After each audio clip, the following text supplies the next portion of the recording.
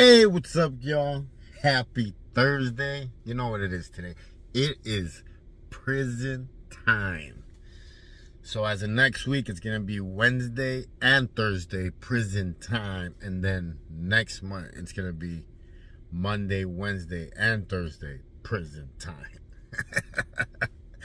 You know, the funny part of all this is that, one, I would have never thought that I was going to be going back to the prisons, you know, spending most of my life running away from them as soon as I got out. But not knowing how to stay out made me a resident for a while. But to go back now and be able to share, you know, my life, my experiences, and most of all, like, teach them skills to not fail when they get out is very important to me, because I had to really sit down and think of everything that I struggled with when I got out. And I got some big news. I got some big news today on this video, but you know, I've said it before that I really had it in my heart, and I had written it down on paper before when I was in prison, that I was going to open up a Wrong Strong facility one day. And my dream was to have a halfway house with a gym, a small coffee and breakfast place, a bookstore, and somewhere to receive and sell clothing, and donate clothing, like, to people coming into the program. But it was all going to be ran through inmates. And, you know, I thought about this in my head because, like I told you guys before, there was times where I was seeking help to get better, and I looked at schools. There's a school in San Francisco that owns a whole block, and they have a restaurant, a moving company, a bookstore, and they have a big complex apartments that they own, and that's where all the people stay. I think you stay there for 2 years, and they pay for your school. You get free, you know, food and board. But it's a program that works, and that's why I always wanted to open up a facility like that, where, you know, the homies in LA, they're doing it also, where we could give these men and women actual skills, work skills, emotional skills, world skills, so they can learn to actually stay out, stay sober, not let emotions, you know, control you, because a lot of us have been through a lot. We just react, you know, and it's just been because we've been on survival mode for so long. So all these things can be taught, you know, they're all skills. Even just being honest is a skill that you learn. Trust me, I know. So the talk yesterday was about opening up a halfway house. The gym where I work at, the owner, Chris, from Tangible Fitness, is one of my biggest fans, somebody that believes in me since, you know, from day one. And he said that he would back me up. So I spoke to his lawyer and his money guy yesterday, and it looks like we're going to start looking for a hotel, something where we could have classrooms, you know, events, stuff like that, church. It's happening, guys. It's really happening, you know, and this is the time where I'm gonna really need, you know, every single one of you guys to, like, back me up and really show support on this whole big transition, because I believe that this will be like almost like a military school for young Christians, you know, men and women, of all ages. It's gonna be, you know, boot camp on how to take care of your body, how to study, how to read, how to be alone. It's skills that need to be taught. And I strongly believe that, you know, I'm in the right place right now where God wants me, because everything's happening without even trying. It's just happening, you know, and it's happening a lot faster than what I thought, you know. Even the whole prison thing, I'm speaking now to the federal correctional centers, and that might turn up something with more work. So I don't even know how to say it. Like, thank you for being on this journey with me. Thank you for like walking with me on this whole, transformation. I know that I still need a lot of work. This is gonna be for the rest of my life, but the change and just the way that God has been using me and teaching me, and it's just been something like, I don't even know how to explain it, man. It's been wonderful. And I just want to share what was given to me, like, so freely. Like, I want to teach guys like me how to stay out. Because I remember how terrified I was. I remember how, when I got released from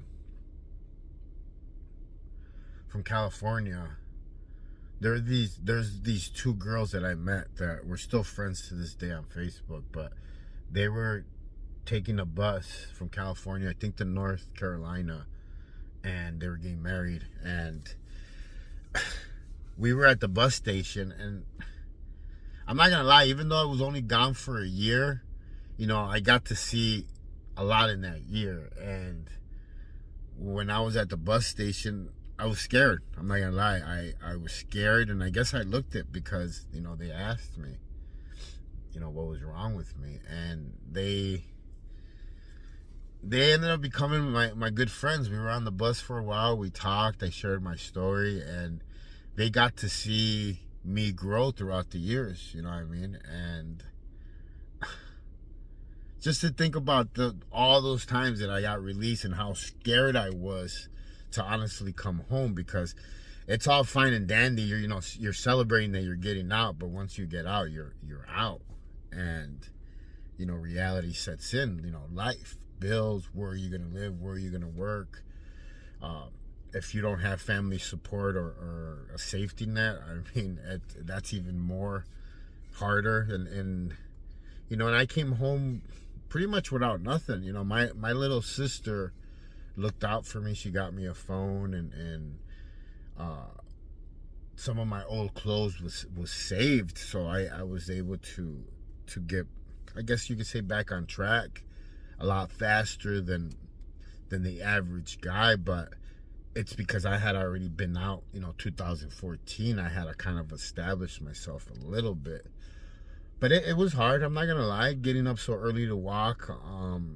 The buses are not running too early, having to be home these were all skills that I didn't know, and I had to sit and really think about time management, maintaining a schedule, keeping those phone calls, making those phone calls, like all that stuff, because you get out and you get too busy just trying to survive. You get too busy trying to just go to work, and you forget about healing. And let's be honest, if you just got out of prison, there wasn't too much healing that was done in prison. You learned habits, you learned certain things, how to control yourself, but there hasn't been a lot of healing because you're still in an environment of a lot of violence, a lot of backstabbing, a lot of bad stuff. So these are all skills that we will be teaching at the Wrong to Strong facility. Emotional skills, how to take care of your body, help them get jobs through my social media platform. Just pretty much the day-to-day activity and a Wrong to Strong soldier. So yeah, that's happening. The USP program is almost done. I actually put the workbook together yesterday, and this workbook is a workbook that's going to be put into a planner, a journal, a checklist, because it's going to be a 90-day transformation where you build habits, you tackle on new stuff, whether it's reading books or getting a workout or diet, writing a book, something that's going to build, I call it the dreaming you. And like I said, everything's been going according to plan. Everything's been going well. I I couldn't ask for more. God is good, and honestly, I feel like my time at the gym is done, you know, and I spoke about this before. I feel that it's time to move on into something different, and I'm gonna still work out. I'm gonna still take care of myself, and I'm gonna still train people online, not in person no more. So right now, a lot of my clients are getting trained and taught to use my online app, so that way when I send their workouts, their videos, everything's there, but I'm not there, you know. I'm ready. You know, this has actually been a dream for me to run a halfway house, to just to make sure that the everyday to everyday activity is like there, it's placed, it's in stone. I feel that through my experiences in my life, everything, I'll be able to really help and teach these men and women. Not preach, actually teach. You know, the preaching is done by the way that you live, you speak, you treat, the way that you carry yourselves. And don't let outside people misguide you to where, you know, you start to feel a certain way about yourself. You know, it's not everybody knows how to dream, you know, and not everybody's at that happy stage where, you know, I break it down like this. You guys know that I'm really big on Robert Greene, all the books that he's read, and he wrote one called Mastery, and it was one of my favorite books because it breaks it down to where, you know, you find your calling. You know, that's the main, most important one. You know, finding your calling, your journey, your you.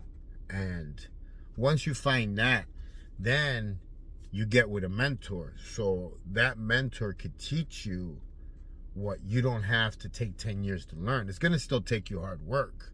Just because you get a mentor doesn't mean that you become successful overnight. No. It just saves you from studying 10 years down to 4. And I think that's a pretty good, you know, pretty good time saving. So after you get the mentor, then you start to learn the learning process, the skill process, the habits. You start to blueprint what he taught you into your form. And then the last one, if I'm correct, is the dreaming one, where you actually start to dream and develop the things that are in your heart. You know, that's the magical stage, the mastery stage at the end. And I believe that that's where I'm at now because of all the healing that I had to do, everything that I had to do. Now I know why I was listening to motivational tapes and videos and all that stuff years ago. Today I'm able to implement that into my speeches, my videos, my workbook, you know, teaching people skills. They say that if you've been through something really tough, you've made it out, you've adapted, you've overcome, you could teach people how to do that in that skill because you become good at it. But you know, so yeah, prison stuff is going. I just got into another, it's a halfway house rehab center, but it's humongous. It's a big hotel. It's called New Living, something like that. It's off the I-17 in Peoria. But there's talks about me going in there to teach a fitness class for personal trainers. Remember, I teach the men and women a work skill. So it's becoming a personal trainer, how to pretty much brand themselves on social media, blah, blah, blah. It's just how to do it in today's world. And my program, the USP program, is more about learning to be alone, discipline, taking care of your body, forgiveness, you know, emotional control, learning to love yourself, sleep, all that stuff. So it's basically just stuff that I've learned throughout my whole life, you know, how I've lived and how I spent 17 years of my life in prison, and then another, 17 and change in drug addiction, toxic relationships, just in really bad situations. I didn't know how to live. I didn't know how to be happy. I just didn't know how to be. And today, I still have the same basic problems that I had before.